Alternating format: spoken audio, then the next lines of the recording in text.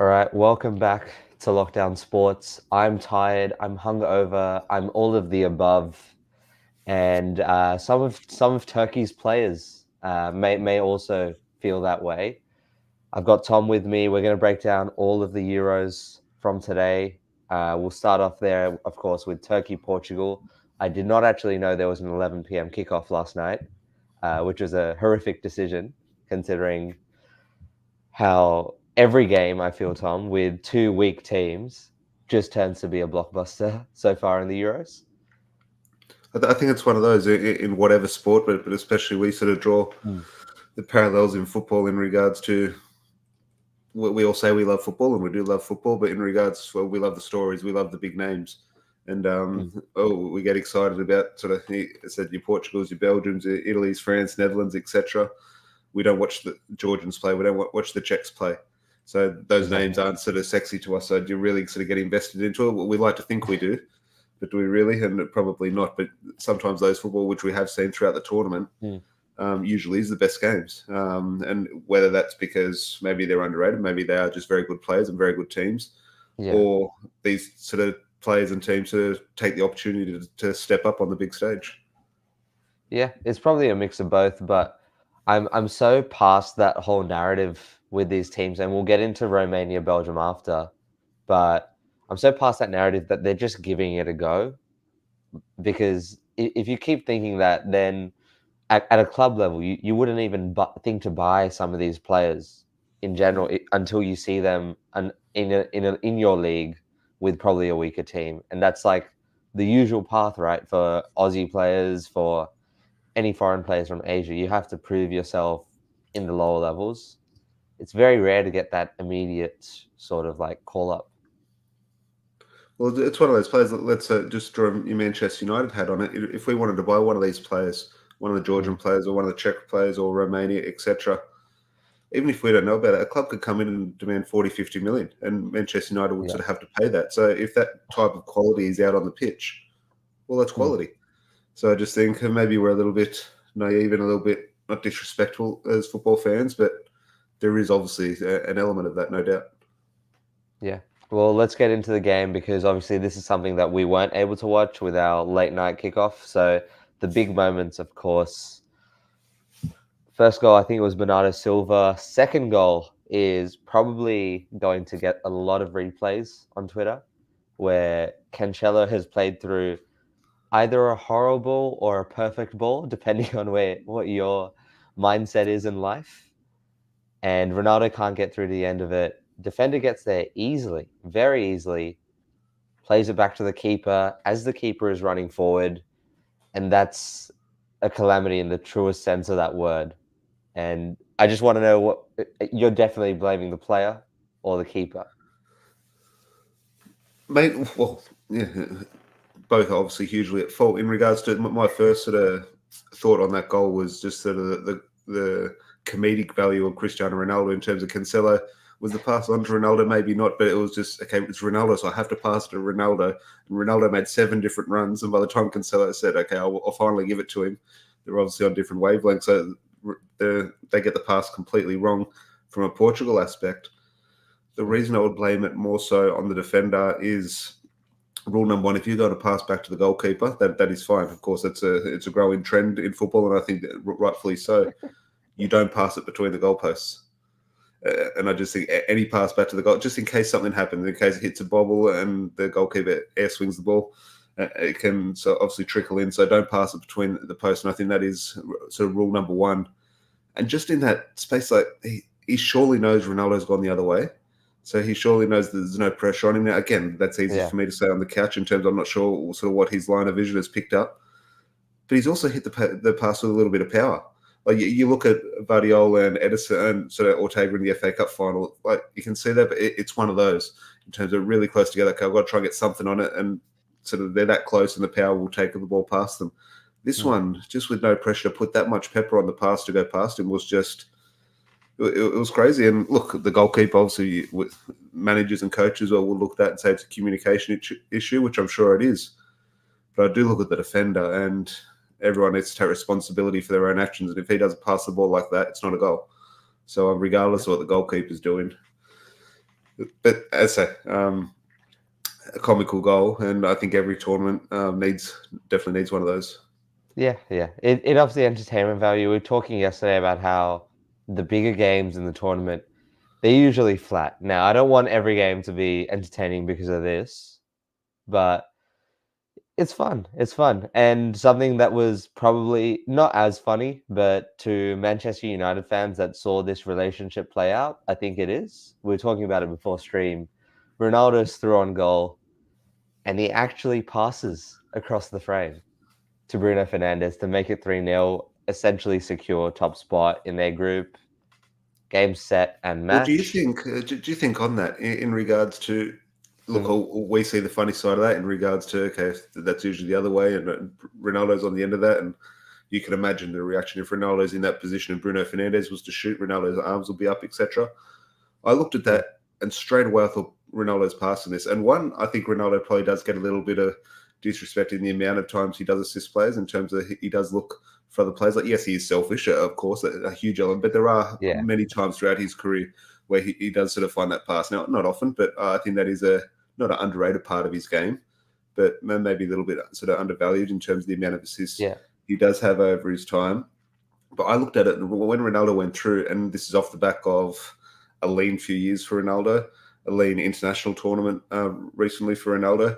I just don't think he's Mm. confident, especially on that side where you're right footed and the ball's got to Really? sort of be bending. I don't think he wanted that shot. I just thought it's a bit of a tough angle on my right foot in Yeah. terms of, and again, maybe not, but I Yeah. just thought he thought he was probably going to miss. And I just thought the easy option, which was the right option, was to play Mm. that pass. And I just thought, I wasn't shocked that he passed it. It Yeah. was the Like right decision. I've been guilty. I've been guilty of that sort of mindset. And it would be really interesting if once we, talk to more and more players on the channel, what that actually anxiety like Yeah. translates to. Because most people just think you get to a very robotic state, right? Like players, when they're professional athletes, it's like, oh yeah, you're not a human anymore.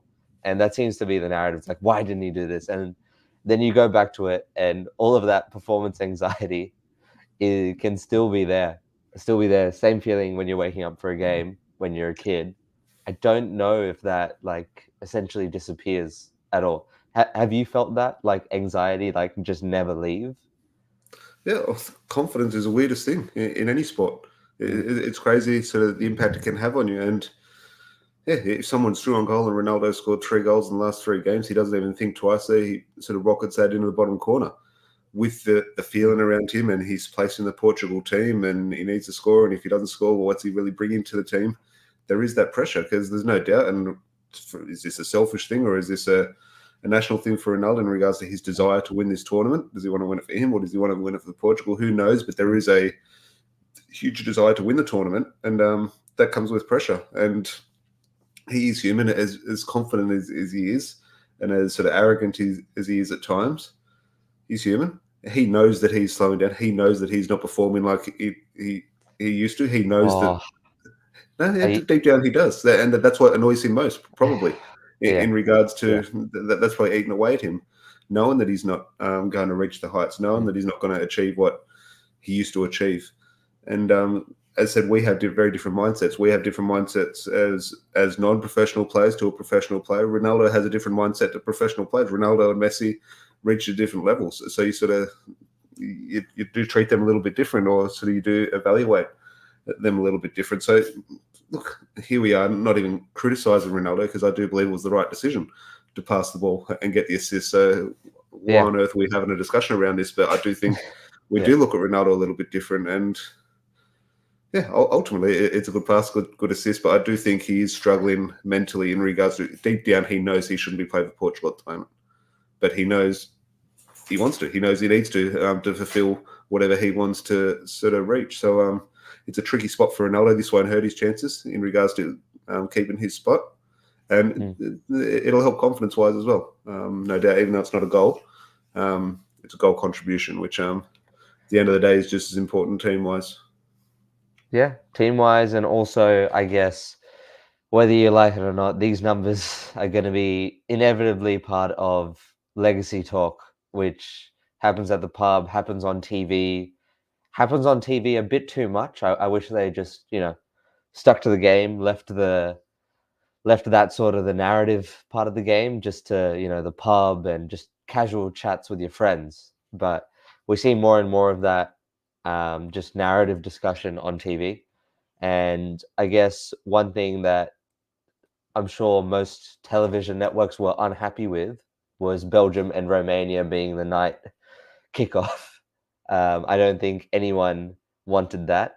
In cricket, what we've seen recently, Tom, in the World Cup that's going on right now, they've got India on special timings. So once they make the semi-final, it's like, they'll play this semi-final at this ground at this time, just for the audience to watch, just for the audience to watch. And it's just such a complete different vibe. I hope we don't go down that path because I don't think anyone would watch a quality Romania game like today. I think it almost has gone down that path there to an extent. It's a wider debate in regards to take away from the Euros and just look at the Premier League and Premier League fixturing, etc. In terms of Monday night, Sunday afternoon football. We know it as Man United fans in regards to, we always say, let's make the Champions League so all our games are on a Saturday. No, they still get moved to Sunday in regards to that. No matter if we're coming 8th or 9th in the league, Manchester United is still the game that's moved for TV because that's who people tune in around the world. So, yeah, it definitely happened. Well, it's got to sort of creep in, you'd think, tournament-wise. And obviously, as the World Cup grows, how would you do it though?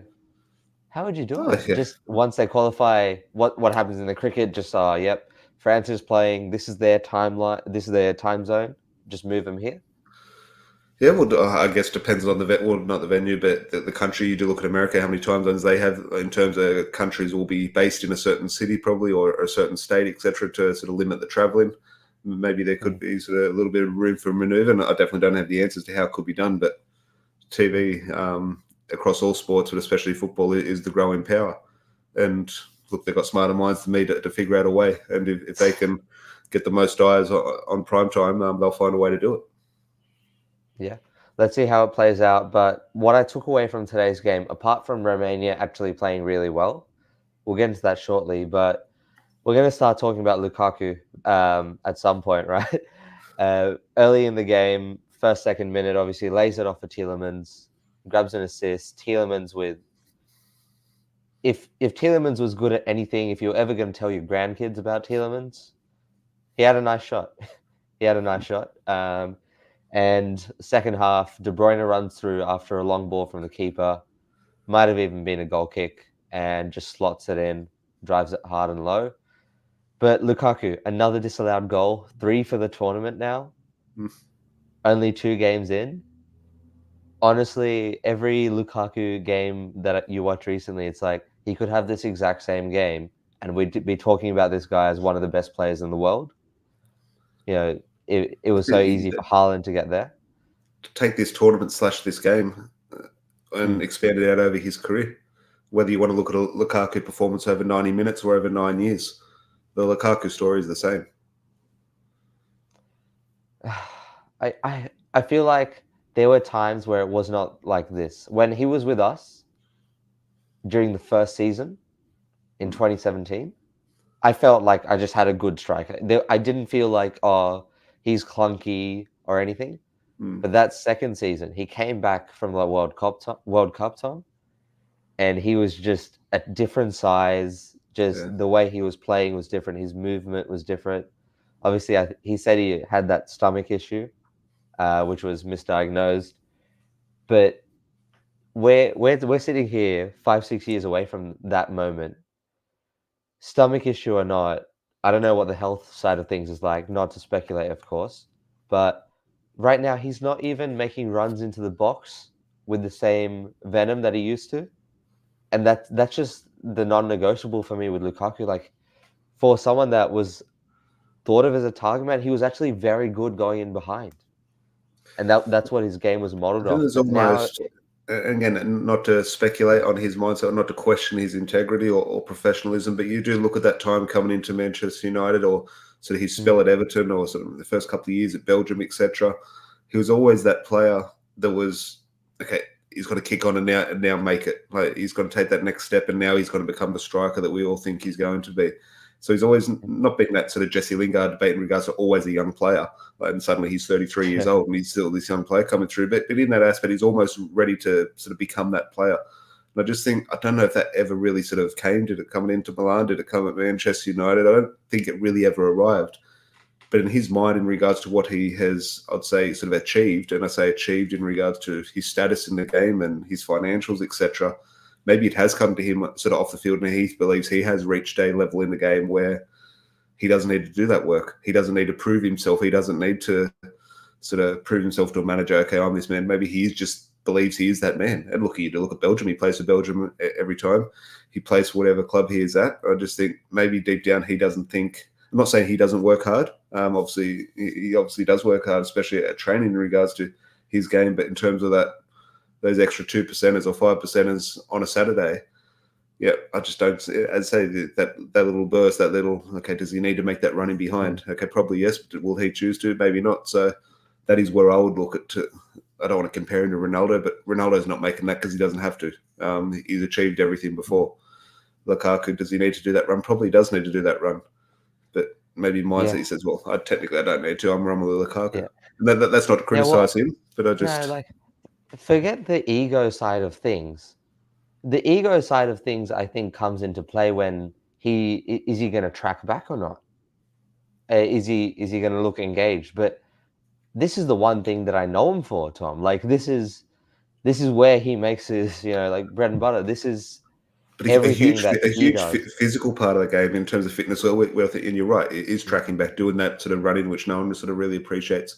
A huge part of real tough running is that running off the ball, knowing that, okay, now you do have De Bruyne in the team. De Bruyne will likely very find you. But 9 times out of 10, sometimes a striker, you don't get found with that run. And if he thinks, I have to make that run 7 or 8 times before I get the ball, physically, I don't have that in me. And I'm not saying, but there is always a physical debate around Lukaku, and some of those physical debates are positives in regards to the traits he has. But in regards to the fitness side of things, maybe he's thinking, I'm not making these runs because come the 60th minute, I won't have it in me. This is the worst I've seen his fatigue, because he looked gassed out that whole second half. I don't know if it was the Belgium shirts or not, but they were drenched at full. It might just be the material, but it might have been hot where they're playing. Yeah, that as well. I know some teams have opted for that different material. I'm not a material expert, but Aston Villa started the season off with that as well. And within 3 weeks, they changed it because it's just like sticking, peeling. It's the worst thing. I think they're under huge pressure to change it as well. Not only the players, but I remember the women's team had huge issues with it, just in terms of the anatomy there. So they're under huge pressure to change it. And again, that's a wider debate in regards to who should have the overriding say on a kit. Is it the players, or is it the manufacturers, or the sponsors, etc. in terms of that dynamic. But but back to Lukaku, can you put it down to, look, everyone's in the same boat, but long season in the middle of summer in Europe in regards to warm conditions, maybe it's just a tricky time to be playing football as a striker. Yeah, could be.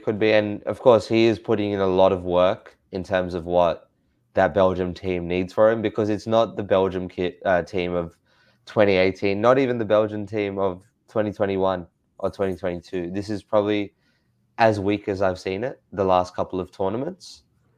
And he has to put in, if he doesn't score, it's hard for this team to score. If he doesn't play well, it's hard for this team to play well, because I don't trust anyone else in that front line. Yes, there are some nice prospects around him, but it's nowhere near the level of having Dries Mertens, having Hazard, and then having even Origi off the bench was decent for them back in the day. But we'll see how it goes for them. I think they should qualify now.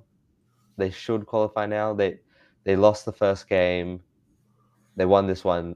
You said, right? The group is tied up at 3 points. Well, all 4 teams on 3 points. So how that'll be almost the most exciting final match day, you'd think, in regards to, as soon as someone scores a goal, that table is going to be turned on its head, and suddenly the team in first is going to be going out, and then suddenly maybe a goal elsewhere can put them back up into third, and then it's going to be hilarious. Imagine if both games draw, and obviously we've got that third place rule. You could have a 4th place team in this group with more points than a 3rd place team. Has that been taken? Just the way you said, I've never really thought about that, but Yeah. I assume all this has been taken into consideration by UEFA and who does these sort of graphs. But obviously, then the fourth place team is still knocked out. Nah. Yeah. Oh, sorry. The fourth Yeah, place team will be knocked out. yeah, Yeah. that's You have to yeah. finish third. Look, that very well could happen. Does UEFA need to revisit the rules? Probably not. I don't think that's a wider debate. But yeah, I think going into this year, you look at the groups and okay, this is the group of death, or that's an easy group for this team, etc. Come that final match day when all the kickoffs are at the same time, doesn't matter if it's France against Netherlands or Italy against Spain or Slovakia against Romania. Yeah. That final match day is always pivotal watching. Yeah. 100%. And the way it's played out in recent times doesn't matter what national team opponent. We've seen Italy lose qualifiers that are do or die. So Belgium's got Ukraine, as you said. Slovakia's got Romania. If Belgium don't qualify, it's not going to be fun. And I'm wearing the Lukaku jersey right now, Tom. I've made a lot of questionable investments in fake jerseys. I've obviously got this one, my friend Paul Pogba, my friend Well, Memphis at Depay. least it's not. At least it's not this Belgium kit because I just don't get it. I understand different colours and everything, etc. But that's not a Belgium kit what they're wearing at the moment, in my opinion. Yeah, it's each to their own. I'm past it. I'm getting old, Tom. I'm past caring about the kids. It's a young man's game. I'll leave that to you. I'll leave that to you.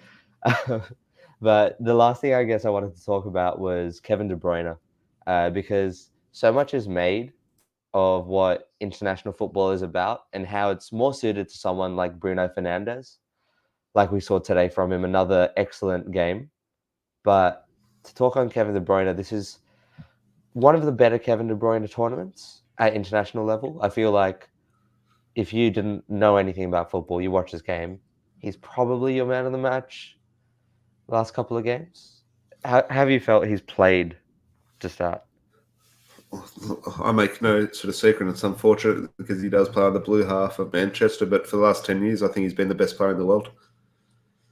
And I think when someone has that ability, whether we want to isolate it to these two games and say, okay, no, this player was better, or no, he gave a 7 out of 10, etc.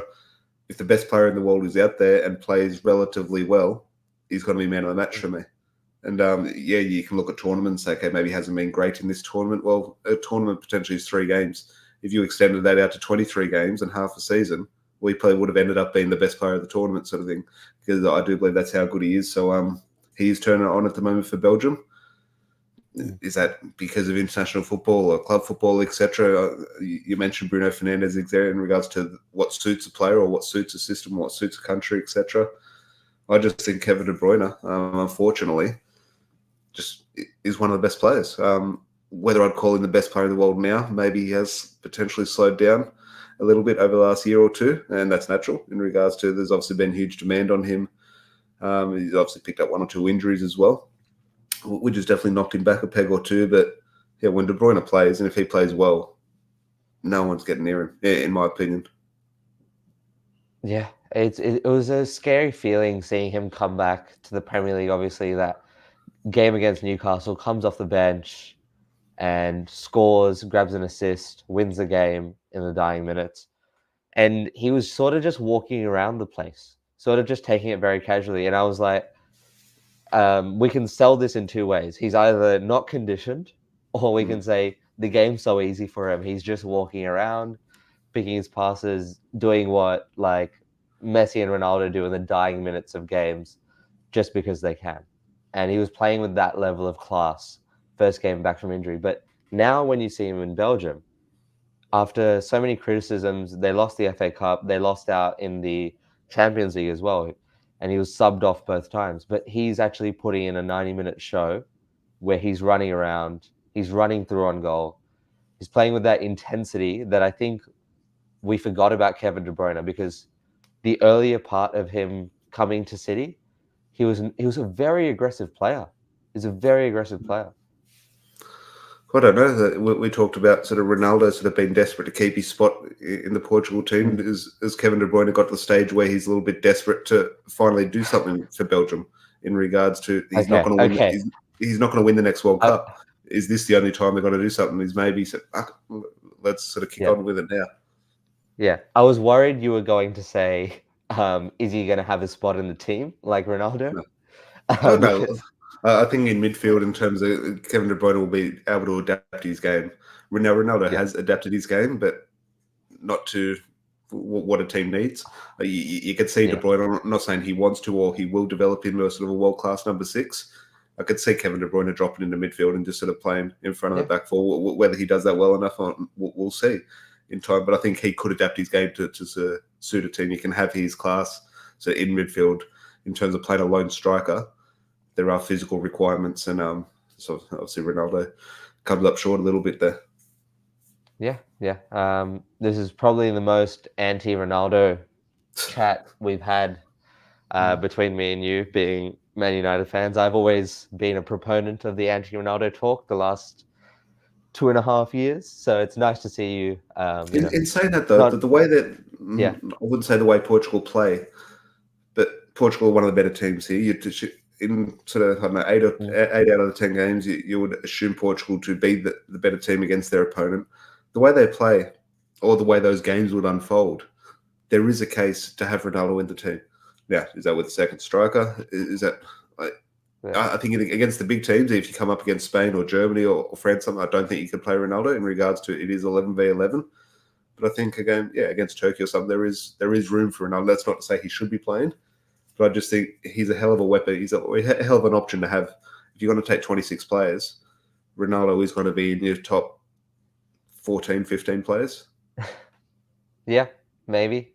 I'm not 100% sure on that, but I guess what you were saying with that style of play side of things, it's not so much like the way that Portugal play. I feel like if Ronaldo's there, they'll play one way. Yeah. And if, let's say you have Diogo Jota up front with Leao and a proper right winger, not Bernardo Silva. As nice as he's playing right now, I don't think of him as a right winger still. But if you have Jota with 2 guys on both flanks going at it, going in behind, running with the ball, I think that is the dream team based around Bruno Fernandes. Because you've got Ronaldo demanding the ball. It kills the opportunity for the dribblers out wide to create 1v1. It kills so much other parts of the game for me, where I don't see it. Like they just get clunky in the final third, and then the ball has to be played into the box. Look, definite better options for Portugal than playing Ronaldo. I just think they find themselves in a situation where they're dominating the game and they're going to be getting, as I said, Bruno Fernandes getting balls in the box, etc. Again, probably not in a one striker system or a front three. If they were to somehow, if there was a way they were playing 3 at the back and they needed 2 up front, etc., and having that sort of focal point, someone playing off them. And again, that's not ideal. It's not what Portugal should be doing. But I just think in regards to, Portugal qualified for the next stage. Ronaldo's been playing. Now, again, is that going to mean anything in the quarterfinal, semi-final? Maybe not. And it's one of those, and at the moment the chances haven't fallen, or Ronaldo's hit the post, etc. He hasn't quite found those sort of those goals, but that old adage is always there. We'll always have in the back of our mind, if the ball falls to someone, who do you want it to fall to? You want it to fall to Ronaldo. Now, at the moment, even if it falls to him, you might not put it away, but that's still there. And again, this is not me saying Ronaldo should be playing. I don't think he should, but there is a chance that if you're a manager, you don't want to be in a position where you lose and you go out and you go out by 1 goal and Ronaldo wasn't on the pitch. You just think, God, if he was on the pitch, what would have happened? And I think that's a tricky spot for a manager, especially with his aura. There's so many years of him paying the debts of him essentially when this Portugal team wasn't as good, just doing all the work. And I get what you're saying, that credibility will never go away regardless of how bad maybe a couple of years are. And we talk about a manager's strength in regards to what we've talked about Eric Ten Hag. We've talked about it with Jose Mourinho and Pogba and that dynamic, etc. We all know, okay, drop Ronaldo. It's hard. Can you imagine you and I walking into that dressing room? We can say, let's puff our chest out, let's make the right decision. Even though if you don't make the right decision, it's just human interaction and the psychology, it is extremely hard in terms of keeping everyone happy. And Ronaldo's got friends in there, and if he gets pissed off, he's got to start talking to him, and sort of managing that dynamic of the squad is so important. And it's such a delicate situation with Ronaldo. And look, the easiest way is just not to have Ronaldo there, but you got to have Ronaldo there, and it's so we can sit here and say, okay, the manager should drop him. Yeah, it's hard, easy, very easy said than done. Yeah, let's see how it plays out in the knockouts, because that's when we'll know. That's when we'll know, because you can win games in a group stage with whoever if you're Portugal. But Yeah. when you start coming up against, Germany, Spain, England, France, whoever it's going to be, and it's going to be a very dicey game where neither team is really doing much. Like I said, all the bigger games so far this tournament have not been fun to watch. If that was your first introduction to football, I feel really bad. I feel really bad about some of these games. Like yesterday, France, Netherlands, absolute snooze fest for me. Both the England games as well. If we didn't know the players, if we didn't know anything going into this tournament, the Turkeys, the Romanias, and I think Romania's actually been great um, in the first couple of games. Definitely had chances today to kill the game. Maybe sneak a win. Look, it wouldn't shock you. I don't know how the sort of next stage works out in regards to who's out of the hat, etc. Who do the third place teams play, etc. But would it shock you, hypothetically, Romania draw or get a game against England? Would it shock you if Romania beat England? Nothing shocks me about England. That's Nothing. what I mean. But that should. But you could definitely see in terms of the way, the intensity they play, the Yeah. sort of the energy, the quality they've shown, and the quality that England haven't shown. That wouldn't shock you if a team like Romania goes and does England. Yeah, 100%. And even obviously we've talked about France without Mbappe. The Dutch are not anywhere near the level where they can be. And yeah, it's interesting. It's interesting to see how it's going to play out. You mentioned I think we'll Memphis wrap it earlier. up there. Yeah. You mentioned Memphis Yeah. earlier. Just the last question for you. Moving Yeah. forward for the Dutch, Weghorst or Memphis? I was literally suggesting this yesterday. Yeah, And I think I'd try it in the third game, 100%. I'd try it in the third game. If that third game goes well, I'd consider dropping Memphis and letting him do this from halftime onwards when the defense is a bit worn down, because Memphis is coming back from an injury. He's a free agent. He's going to play as hard as he can, but I don't think he doesn't look up to it right now. And I don't think it's I think it's like a injury related thing. Like he's not playing with that drive that I know he can. And he's always been a ball to feet guy, but he's always had a little bit more composure about him, I feel. And especially in a Dutch jersey, in the Netherlands jersey, he's been great. He's been a great player for them the last 6-7 years. And do you think it's true if I say they only go as far as he takes them? Because Weghorst can just be, as we've seen, taken out of a game very, very, very easily. yeah. He's been fun for 10 minutes off the bench, but it's different gravy if you're going to start. Netherlands is interesting in regards to how far they can go, and is it dependent on someone in that attacking third?